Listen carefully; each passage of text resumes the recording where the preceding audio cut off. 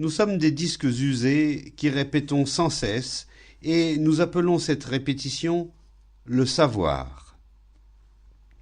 Nous apprenons, nous répétons, mais nos vies demeurent totalement factices, ennuyeuses et laides.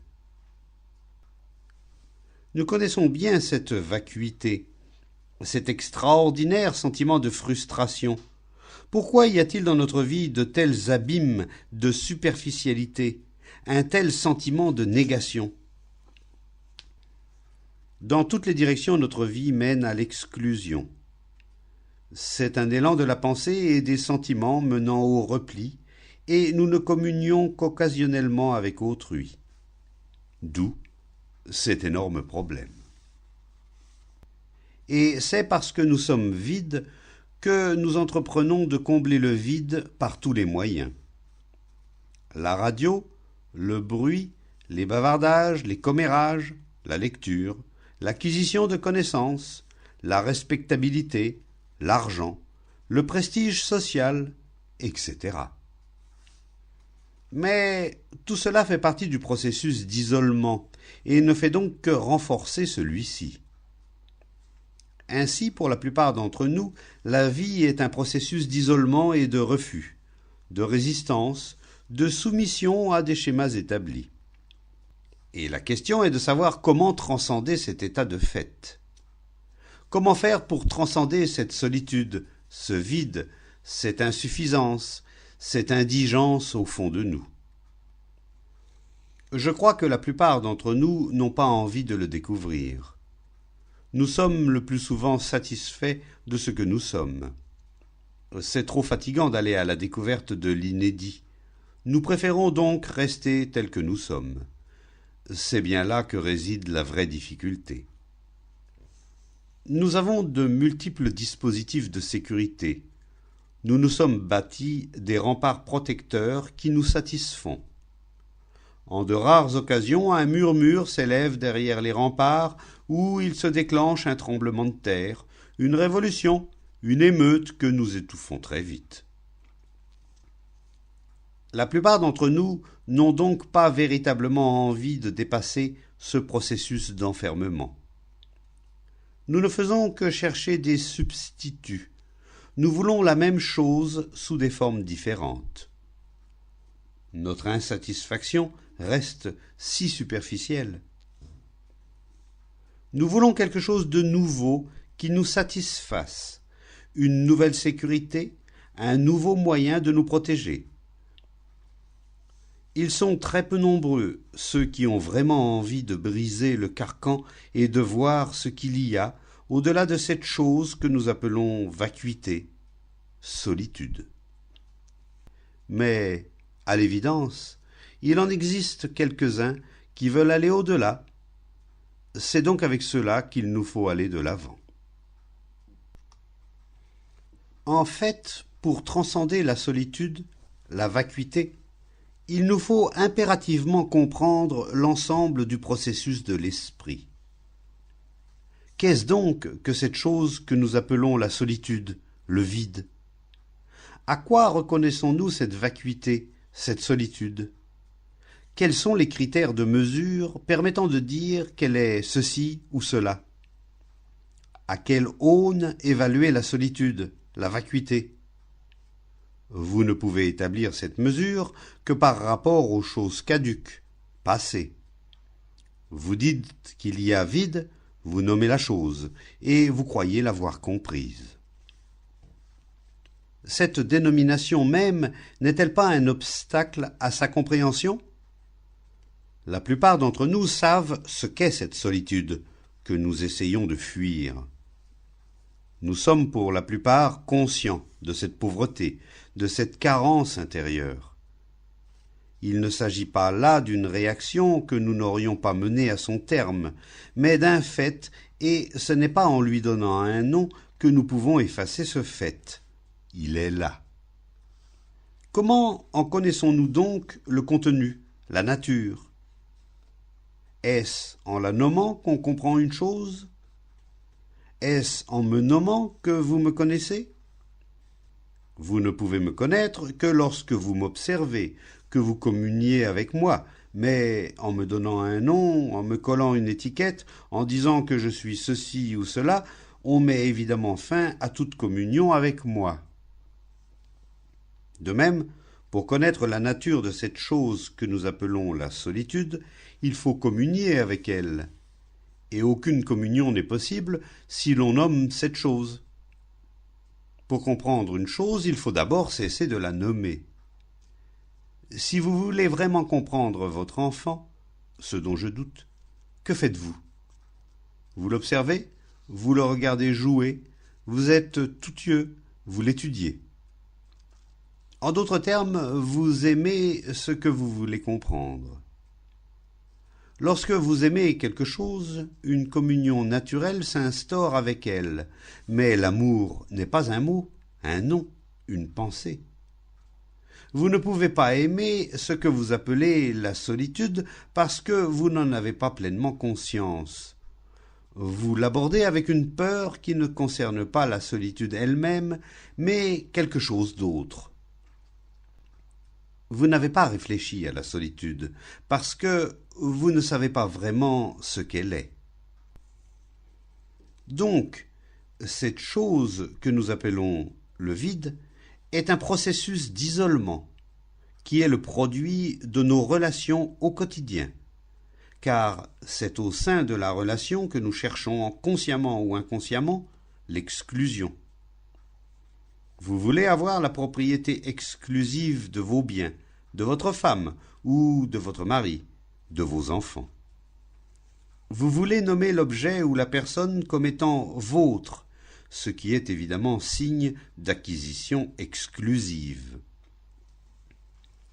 Ce processus d'exclusion mène inévitablement à un sentiment d'isolement. Et étant donné que rien ne peut vivre dans l'isolement, il y a conflit, et c'est à ce conflit que nous essayons d'échapper. Toutes les formes d'échappatoire possibles et imaginables, activités sociales, recours à l'alcool, quête de Dieu, rituels de dévotion, cérémonies, bals ou autres distractions, sont à mettre au même niveau. Ce n'est que lorsque l'esprit ne fuit plus en aucune manière que devient possible la communion directe avec cette chose que nous appelons la solitude, le fait d'être seul. Et pour communier avec cette chose-là, il faut que l'affection, l'amour, soient présents. Autrement dit, on doit aimer la chose pour la comprendre. L'amour est l'unique révolution, et il n'est pas une théorie ni une idée. La fuite est un processus d'isolement, et la vérité sur cette affaire, c'est que la communion n'existe que si l'amour est là. Alors, et alors seulement, le problème de la solitude trouve sa solution. C'est seulement lorsque l'esprit est tout à fait calme, immobile, silencieux, lorsqu'il n'attend plus, ne demande plus, n'exige plus rien, lorsqu'il cesse d'être possessif, jaloux, peureux, anxieux, ce n'est qu'alors que l'amour devient possible. Quand l'esprit cesse de se projeter, de courir après la satisfaction des sensations, des demandes, des besoins, des peurs secrètes qui lui sont propres, qu'il n'est plus en quête d'accomplissement personnel, ni esclave d'une croyance, c'est alors, et alors seulement, que l'amour devient possible. Mais la plupart d'entre nous croyons que l'amour peut aller de pair avec la jalousie, l'ambition, la recherche de visées et de plaisirs personnels. Or, il va de soi que l'existence de tels penchants exclut l'amour. Peut-on vaincre la solitude? N'est-il pas vrai que tout ce qui fait l'objet d'une victoire doit être sans cesse reconquis? Ce qu'on a compris, on peut en voir la fin, mais jamais on ne voit la fin de ce qu'on a vaincu. La bataille ne fait qu'entretenir et renforcer ce contre quoi l'on se bat. L'essentiel n'est donc pas de vaincre la solitude, mais de la comprendre. Et nous ne pouvons pas la comprendre si nous ne l'affrontons pas, si nous ne la regardons pas en face, si nous la fuyons sans cesse. Or, toute notre vie est un long processus de fuite devant la solitude, ne croyez-vous pas? Dans nos relations, nous nous servons des autres pour masquer notre solitude. Notre quête de connaissances, nos expériences accumulées, tout ce que nous faisons n'est que distraction et fuite face à ce vide.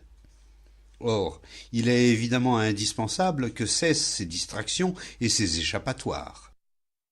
Pour pouvoir comprendre une chose, nous devons lui prêter toute notre attention.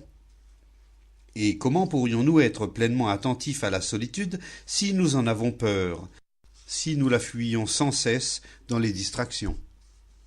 Donc, lorsqu'on veut vraiment comprendre la solitude, que l'on est fermement décidé à l'étudier à fond, complètement, parce que nous voyons bien qu'il ne peut exister nulle créativité tant que nous ne comprenons pas cet état intérieur de carence qui est la cause fondamentale de la peur, lorsqu'on en est à ce point, alors toute forme de distraction cesse, n'est-ce pas?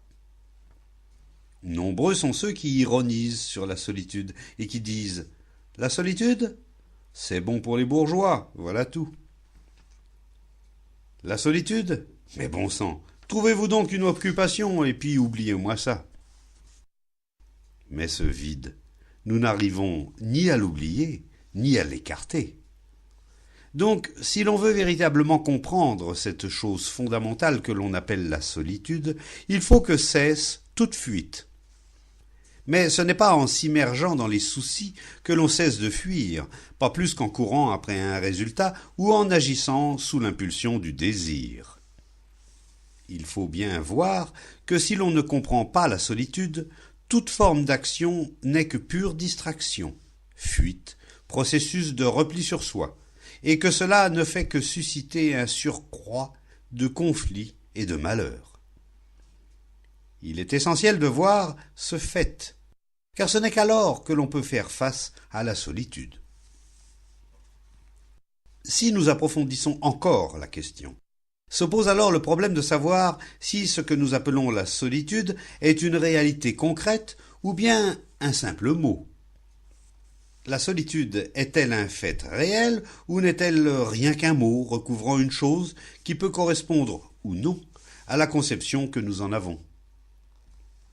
La solitude ne serait-elle pas une pensée, le résultat de l'activité de notre pensée? Disons que la pensée est une mise en mots fondée sur la mémoire. N'est-ce pas sur la base de cette verbalisation, de cette pensée, de cette mémoire, que nous considérons cet état que nous décrivons comme la sensation d'être seul? Le fait même de nommer cet état pourrait bien être la cause de la peur qui nous empêche de l'examiner de plus près. Et si nous nous abstenons de lui donner un nom, fabriqué par l'esprit, cet état est-il alors celui de la solitude? Il y a, de toute évidence, une différence entre se sentir seul et être seul. Le sentiment de solitude est le degré ultime du processus de repli sur soi, d'isolement. Plus vous êtes conscient de vous-même, plus vous êtes isolé, et la conscience de soi n'est autre que le processus d'isolement. Mais l'état de solitude, lui, n'est pas l'isolement. Cet état de solitude n'existe que lorsque le sentiment de solitude a disparu. L'état de solitude est un état dans lequel cesse de s'exercer toute espèce d'influence, qu'elle émane de l'extérieur ou bien de la mémoire. Et ce n'est que lorsque l'esprit est dans cet état de solitude qu'il peut faire la connaissance de l'incorruptible.